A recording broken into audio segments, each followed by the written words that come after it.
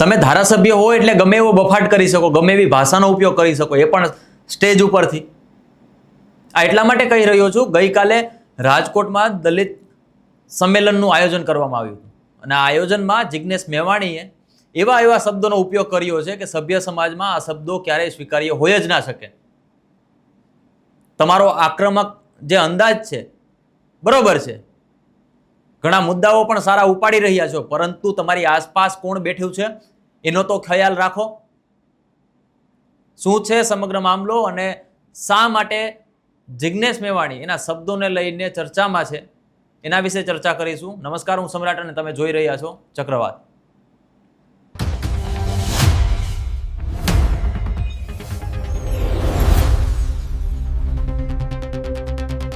જિજ્ઞેશ મેવાણી વડગામના ધારાસભ્ય છે, પરંતુ આખા ગુજરાતમાં એક એવો વ્યક્તિ નહીં હોય કે તેને નહીં જાણતું હોય. ઘણા સારી રીતે જાણતા હશે તો ઘણા ખરાબ રીતે જાણતા હશે. દલિતોનું એવું કહેવું હોય છે કે દલિત સમાજના જે મુદ્દાઓ ઉપાડે છે એ એકમાત્ર એવો ધારાસભ્ય છે કે કોઈ પણ જગ્યાએ તે પહોંચી જાય છે. પરંતુ જે સભ્યતા હોવી જોઈએ એક ધારાસભ્યમાં, કોઈ પણ સમાજનો હોય એ ધારાસભ્યમાં સભ્યતા હોવી જોઈએ. એવો સભ્યતાનો એક પણ છાંટો જિજ્ઞેશ મેવાણીમાં કાલના ભાષણમાં જોવા મળ્યો નથી. ઘણા મુદ્દાઓ સારા હોય છે તે ઉપાડે છે, ઘણા મુદ્દાઓમાં દલિતોને ન્યાય અપાવે છે, બધી જ વસ્તુ સાચી. પરંતુ કાલે જે ભાષણ આપ્યું એમણે અને કાલે જે શબ્દોનો ઉપયોગ કર્યો અને ક્યાં સ્ટેજ ઉપરથી કર્યો, એમની આસપાસ કોણ છે એને ધ્યાને લીધા વગર બફાટો કરી છે, તે ખરેખર એક સભ્ય સમાજ માટે ક્યારેય સ્વીકાર્ય ન હોઈ શકે. જિજ્ઞેશભાઈ એવડું મોટું નામ છે, તમને દિલ્હી સુધી બધા ઓળખે છે, સાઉથ ભારતમાં પણ બધા ઓળખે છે, પરંતુ તમને બોલવાની ભાન હોવી જોઈએ. મુદ્દો ગમે એટલો સાચો હોય, મુદ્દો ગમે એટલો સારો હોય અને લોકોને એને સ્પર્શતો હોય, પરંતુ તમારી જો ભાષા જ યોગ્ય નહીં હોય તો તમને જે ફોલો કરવાવાળા લોકો છે એ શું વિચારશે? એ લોકો પણ તમારા જેવી ટપોરી જેવી ભાષાઓ ચાલુ કરી દેશે.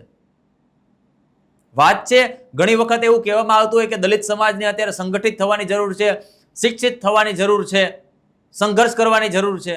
જો આવી ટપોરી જેવી ભાષાનો ઉપયોગ કરી અને રસ્તા ઉપર ઉતરી જશો અને પોલીસ તંત્ર સરકાર સામે સંઘર્ષમાં ઉતરી જશો, તમારે તો ધારાસભ્ય છે, તમને બેઠા પેન્શન મળશે, કદાચ જીતશો નહીં તોય. પરંતુ જે આ યુવાનો છે, તમારા વાતમાં આવી જાય છે, યુવાનો છે, એ એક કેસ થઈ જશે ને તો ઘર ભેગા થઈ જશે. અને એનું ઉદાહરણ મને તમને આપવું પડે એવું નથી લાગતું. પેલા આપણે આ વિડીયો જોઈએ. આ વિડીયોમાં એ શું બોલે છે અને અમુક શબ્દો હું બીપ પણ કરીશ, કારણ કે એ શબ્દો આપની સમક્ષ મૂકવા જેવા નથી કે જેમણે તે જાહેરમાં તેમણે બોલ્યા છે. અને આ શબ્દોનો શા માટે વિરોધ કરી રહ્યો છું, આ વિડીયો પછી હું તમને ચોક્કસથી જણાવીશ. મને સપનું આવ્યું અને સપનામાં સુવર જોયું.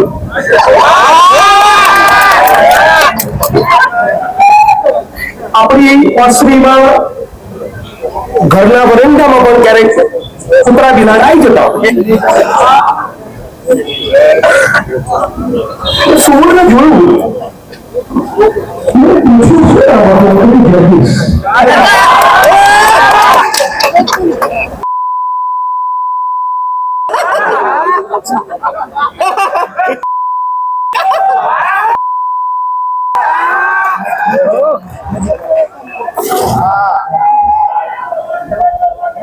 ઘણા બધા લોકો પણ એવું કહેશે, મારો વિરોધ પણ કરશે કે જે વ્યક્તિની વાત કરવામાં આવી રહી છે, જે વ્યક્તિ સમાજ માટે, લોકો માટે અને ખાસ કરીને દલિત સમાજ માટે જે માનસિકતા ધરાવે છે, એ વ્યક્તિ વિરુદ્ધ આવા જ શબ્દોનો ઉપયોગ કરવો જોઈએ. પરંતુ ના, સભ્ય સમાજ માટે અને સભ્ય સમાજમાં રહેતા લોકો માટે આવા શબ્દોનો ક્યારેય ઉપયોગ ન થવો જોઈએ. આ કોઈ પણ ધારાસભ્ય હોય, કોઈ પણ નેતા હોય, કોઈ પણ અધિકારી હોય, કોઈ પણ વ્યક્તિ હોય, જ્યારે તમે આવા શબ્દોનો ઉપયોગ કરો, તમારા જે ફોલોવર્સ છે, તમને આંધ્રા થઈને તમારી પાછળ દોડે છે, એ લોકો પણ એવા જ શબ્દોનો ઉપયોગ કરશે. તમે એમ કહો કે ભાઈ હવે શિક્ષણની જરૂર છે, આપણે શિક્ષિત બનવું જોઈએ, શિક્ષિત લોકો આવા શબ્દોનો ઉપયોગ કરે, અને એનોય વિરોધ નથી. વિરોધ છે કે તમારી બાજુમાં સ્ટેજ ઉપર કોણ વ્યક્તિ બેઠું છે. તમે દલિત છો, પરંતુ તમારી સ્ટેજની બાજુમાં ભંતેજી બેઠા છે, જેને બૌદ્ધ ધર્મમાં એક પ્રતિષ્ઠિત પદ માનવામાં આવે છે, કે તેની સામે કદાચ ને ખોટા શબ્દો પણ બોલાઈ જાય ને તો પણ એમનું અપમાન ગણવામાં આવે છે. એ પંચશીલનું પાલન કરનારો વ્યક્તિ છે. ત્રિશરણ પંચશીલ તમામ વસ્તુ પાલન કરે છે. એ વ્યક્તિ વ્યભિચાર નથી કરતો, ખોટું નથી બોલતો, કોઈને ખોટી રીતે હેરાન નથી કરતો. અને ભંતેજી જેવું પદ અને એ તમારી બાજુમાં બેઠા હોય અને તમે આવી રીતના બફાટ અને મન ફાવે એવા શબ્દોનો ઉપયોગ કરો, ધૂળ પરી તમારી આ શબ્દમાન તમારી જિંદગીમાં. ઘણા બધા દલિત આગેવાનો કહેતા જ હશે ને કે બરોબર કર્યું જિજ્ઞેશભાઈ તો બોલવું જ જોઈએ, બોલવું જ જોઈએ. ભલે અત્યારે લોકોને બધાને મજા આવે છે તમારા ભાષણો ઉપર, પણ ખરેખર આ તમે જે ભાષણો આપો છો ને, અને પર્ટિક્યુલર કાલની વાત કરું છું, જે ભાષણ આપ્યું છે ને ઘણા બધા એવા શબ્દો બોલ્યા છે જે ખરેખર ન બોલવા જોઈએ. તમને તમારી વાહવાહી થાય એટલે મજા આવે એવું બોલવાનું, હું વકીલ છું, હું આમ ફલાણું છું, ઢીકડું છું. વકીલને શબ્દોની મર્યાદા ખબર હોવી જોઈએ કે જાહેર સ્ટેજ ઉપરથી તમારે કેવા કેવા શબ્દો બોલવા જોઈએ. ત્યાં સભામાં માત્ર પુરુષો હતા એવું નહોતું, ત્યાં મહિલાઓ પણ હતી, આપણી બેન દીકરીઓ પણ હતી. ઘણી વખત એવું કહેવામાં આવ્યું મીડિયાવાળા મારું અલગ ચલાવે છે, પેલું ચલાવે છે, આમ ચલાવે છે. એમાં હું પડવા પણ નથી માંગતો.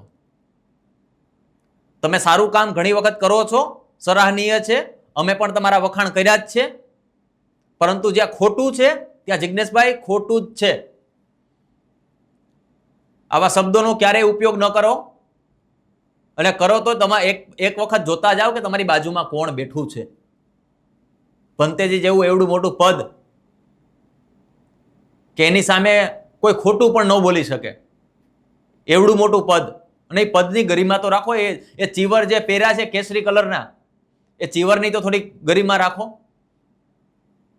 કે હાથમાં માઇક આવ્યું એટલે સામે જે યુવાન વર્ગ છે એને ગમે એમ કરીને રાજી જ કરી દેવો છે. તમે ભાષણ આવીને બીજે દિવસે આવતા રહેશો, તકલીફ એને પડવાની છે. બીજે દિવસે ગમે એને ગમે એવું કહી દેવું. એટલે મારી વિનંતી છે કે જ્યારે સ્ટેજ ઉપર હોય, તમારી આસપાસ કોણ લોકો છે, સ્ટેજની સામે કોણ લોકો બેઠા છે, તમામ વસ્તુ જુઓ, શબ્દોમાં થોડી મર્યાદા રાખો. અને એવું ન કહેતા કે સામેના વ્યક્તિ કેવા છે એ પહેલા કહેવાની જરૂર છે, એ જેવા હોય એવા. પરંતુ તમારે જો એના જેવું થવું હોય ને તો પછી આ સમાજના નામે ઢોંગ કરતા હોય તો બંધ કરી દેજો. જિજ્ઞેશ મેવાણી એક ઉગ્ર અને આક્રમક અંદાજ ધરાવતો ને ધારાસભ્ય છે, ખોટું ક્યારેય ચલાવી નહીં લે, સારી વાત છે, અને થવું પણ જોઈએ. અમને પણ ગર્વ છે કે કોંગ્રેસમાં કોક તો ધારાસભ્ય છે જે દલિતોનો અવાજ ઉઠાવે છે, દલિતો અન્યાય થાય છે ત્યાં ખડે પગે હોય છે. પરંતુ આવી વસ્તુ ચલાવી ન લેવાય. તમને ભલે મજા આવતી હોય, સાંભળવા વાળાને મજા આવતી હશે, પરંતુ જે સમાજનું નિર્માણ કરવા માટે બાબા સાહેબ ખપી ગયા છે ને, એ આવા ભાષણો સાંભળીને ક્યારેય આ સમાજનું નિર્માણ નહીં થાય, એ યાદ રાખજો. તમે તો કાલે ધારાસભ્ય બન્યા. કાનસીરામ સાહેબ પણ આખી જિંદગી એમણે આ સમાજ માટે ખપાવી દીધી છે. આખી જિંદગી રાજનીતિ ઊભી કરવા માટે ખપાવી દીધી છે. એના જીવનમાં એક પણ શબ્દ આવી રીતના છે ને જાહેરમાં બોલ્યા નથી.